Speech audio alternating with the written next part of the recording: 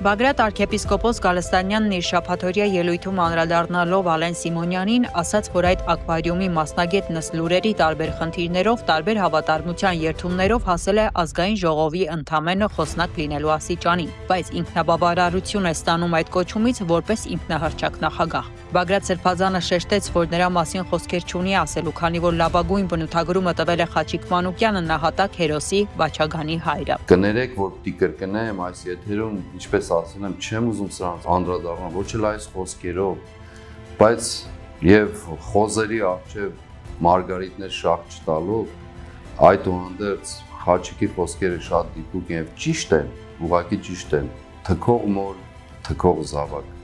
ուրիշ բան չէր կարող։ Սրբազան պայքարի առաջնորդը ներկայիս կառավարության ներկայացուցիչներին դիմելով եւ կոչելով խուլիգանախմբի անդամներ, ամբարիշտներ եւ տգետներ, ասաց, որ նրանց քիչ ժամանակ է մնացել եւ դա ինքը չի ասում, այլ Սուրբ Գիրքն է ասում, որի դատաստանից խուսափել չկա։ Մեր ձեռքերով է լինելու, իմ ձեռքերով է լինելու դա, վստահեցնում եմ ձեզ։ Շեշտեց Բագրատ Սրբազանը եւ հավելեց, որ իշխանության ներկայացուցիչները տարբեր միջոցներով փորձում են վերահսկել իրենց ամբողջ շարժը։ Ամեն կերպ հոգեբանական ճնշումներ են գործադրում թե անձնապես իր, թե համակիրների վրա։ Բագրատ Սրբազանը հստակեցրեց, որ ամբարիշտների ճանապարհը մեկն է, կորուստն է։ Կոչ արեց մշտապես հիշել սա եւ մեջ բերեց Սուրբ Գրքից մի հատված։ Այն է, անօրենները կհալածվեն միասին եւ ամբարիշտների սերունդը կկորչի։